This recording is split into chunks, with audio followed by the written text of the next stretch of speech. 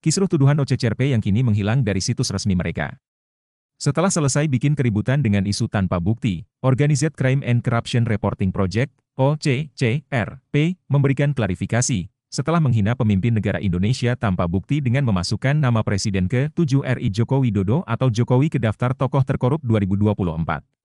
OCCRP mulai memberikan alasan-alasan klasik, dengan alasan banyak email yang masuk dari kelompok para buzzer tempe memasukkan nama Jokowi sebagai tokoh terkorup karena sudah terlalu iri dan dengki, akhirnya mabok sendiri, karena isu jelek itu bagaikan debu yang ditiupkan ke langit yang akhirnya kembali kepada mereka para sengkuni provokatif.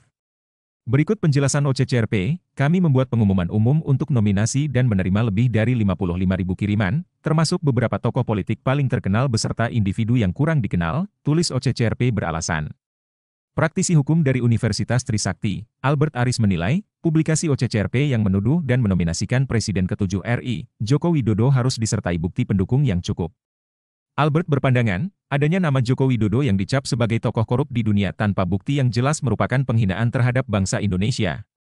Publikasi itu dapat dikualifikasikan sebagai fitnah, dan sekaligus penghinaan terhadap kedaulatan bangsa Indonesia, kata Albert. Albert menilai, tuduhan korupsi tanpa dasar hukum dan tidak disertai bukti permulaan yang cukup, atau trial by ngo, oleh OCCRP bukan hanya ditujukan terhadap Joko Widodo, melainkan juga pemerintahan Indonesia. Sebab, Jokowi bekerja untuk negara selama 10 tahun memimpin Indonesia. Seolah-olah OCCRP mengambil peran konstitusional DPR dalam menjalankan fungsi pengawasan atau supervisi terhadap Presiden ke-7 RI, yang sama sekali tidak pernah diusulkan DPR, apalagi sampai terbukti melakukan pelanggaran hukum berdasarkan Pasal 7 AUD 1945, kata Albert. Ia pun mengingatkan LSM asing sebagai bagian dari demokrasi untuk tetap menghormati kedaulatan Indonesia. Albert meminta LSM tetap memegang teguh asas hukum internasional, omnis indenatus pro innoceo legibus habetur. Yang berarti setiap orang yang belum pernah terbukti bersalah oleh peradilan yang adil haruslah dianggap tidak bersalah secara hukum. Menominasikan Presiden ke-7 RI sebagai tokoh kejahatan terorganisasi dan korupsi 2024 tanpa bukti, jelas adalah kejahatan fitnah yang merusak nama baik orang lain, kata Albert.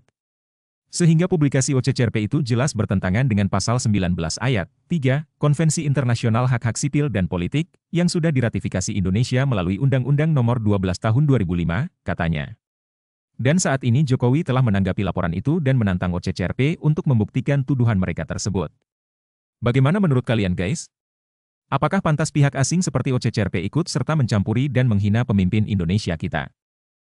Jangan-jangan, ada sang bohir YG sudah tak sanggup lagi menahan syahwat syirik iri dan dengki, terus mulailah dia kasak kusuk minta bantuan pihak asing. Dasar pengkhianat bangsa!